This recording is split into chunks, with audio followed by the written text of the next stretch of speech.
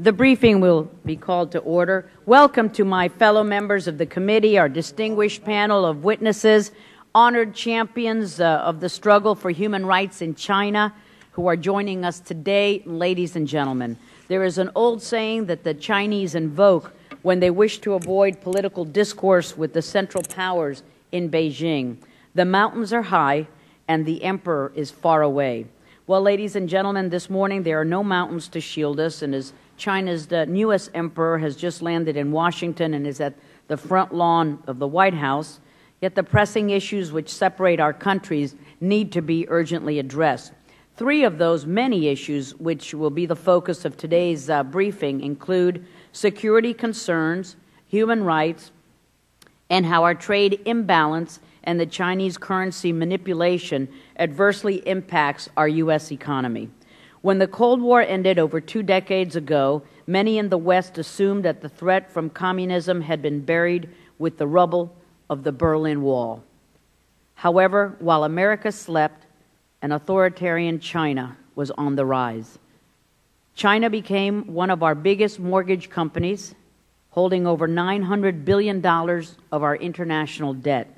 And in these past 2 decades, Western observers forgot that while freedom blossomed in Eastern Europe, reform in China failed. China was led by a cynical group of leaders who, sobered by the Tiananmen massacre and marked by the blood of its victims, were determined to go forward with economic but not political change. And the China that emerged has fallen far short of the benign China of which former Deputy Secretary of State Zulik spoke in coining the phrase responsible stakeholder. Does a responsible stakeholder, as reported in the Western press, allow the transshipment of North Korean missile components to Iran via Beijing airport in open defiance of those UN sanctions which, as the PERM 5 member state, as a PERM 5 member state, it is duly bound to enforce? Does a responsible stakeholder declare that the South China Sea is one of its core interests in open defiance of the navigational and territorial rights of its Southeast Asian neighbors?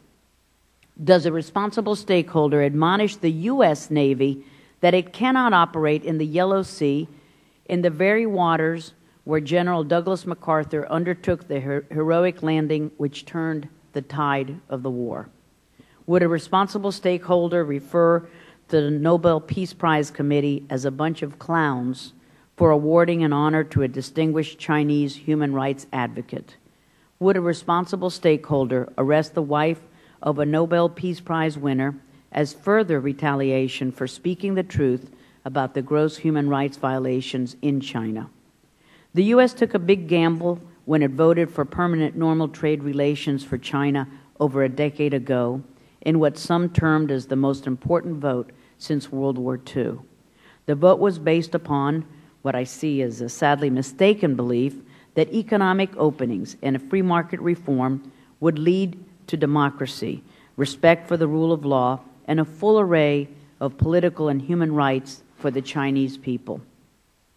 Yet today, as we meet here, the Liu Gai Research Foundation estimates that there are close to 7 million people currently in Chinese labor camps.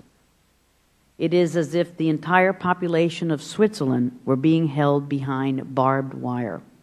Chinese authorities' ruthless campaign against Falun Gong practitioners, a peaceful organization which promotes truth, compassion, and tolerance, has continued unabated for more than 11 years. I was proud to be the sponsor of a resolution in the last Congress which received overwhelming bipartisan support addressing the persecution of Falun Gong. The brutal denial of the rights to the people of Tibet and the Uyghur people, the forced repatriation of North Korean refugees, continues to draw the attention of concerned citizens throughout the world. And the American people have also borne the brunt of China's mercantile trade policies, which promote trade surpluses through cheap exports based upon an artificial depreciation of China's currency. Jobs and American dollars have flown across the Pacific to China for the past 2 decades, as the American people have suffered high unemployment and a diminished standard of living. Last fall, I was pleased to be able to vote in favor of the Currency Reform for Fair Trade Act, which overwhelmingly passed the House 348 to 79.